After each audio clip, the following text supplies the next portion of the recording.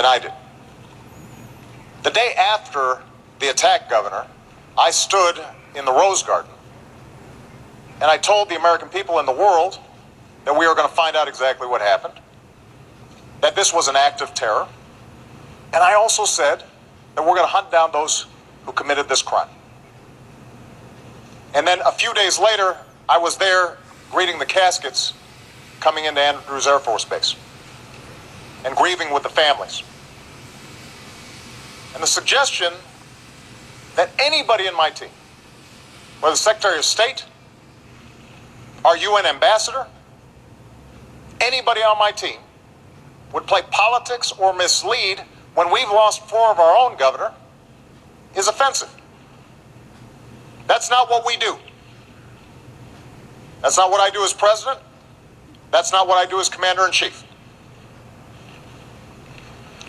Governor, if you want to reply just quickly to this, please. I certainly do. I think it's interesting the president just said something which is that on the day after the attack, he went to the Rose Garden and said that this was an act of terror. You said in the Rose Garden, the day after the attack, it was an act of terror. It was not a spontaneous demonstration. Is that what you're saying? Please proceed, Governor. I want to make sure we get that for the record, because it took the president 14 days before he called the attack in Benghazi an act of terror. Get the transcript. He did, in fact, sir. So let me call it an act of terror. Can you say that a little louder, Candy? He did call it an act of terror. It did as well take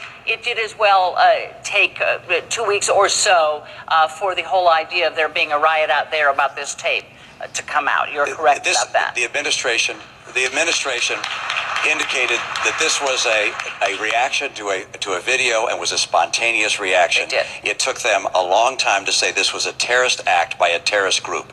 And to suggest, am I incorrect in that regard? On Sunday, your secretary, the ambassador of the United Nations went on the Sunday television shows and spoke about how this was a spontaneous reaction. I'm happy to have a longer conversation about foreign absolutely, policy. but I want to move you on, and also I'm people happy to can do that go too. to the transcripts. I just want to make sure that figure out all these what was said wonderful and folks are going to have a chance to get some of their questions answered. Because what I want to do, Mr. President, is stand there for a second, because I want to introduce you to Nina Gonzalez, who brought up a question that we hear a lot, both over the internet and from this crowd. President Obama, during the Democratic National Convention in 2008, you stated you wanted to keep AK-47s out of the hands of criminals. What has your administration done or plan to do to limit the availability of assault weapons?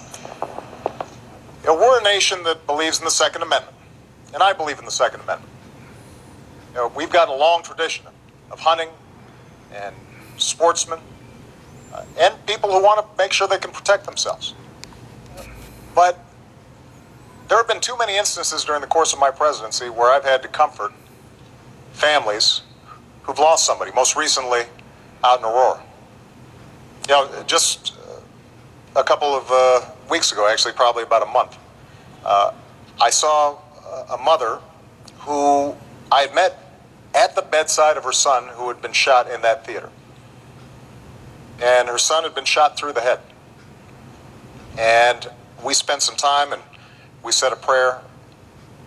And remarkably, about 2 months later, this young man and his mom showed up, and he looked unbelievable.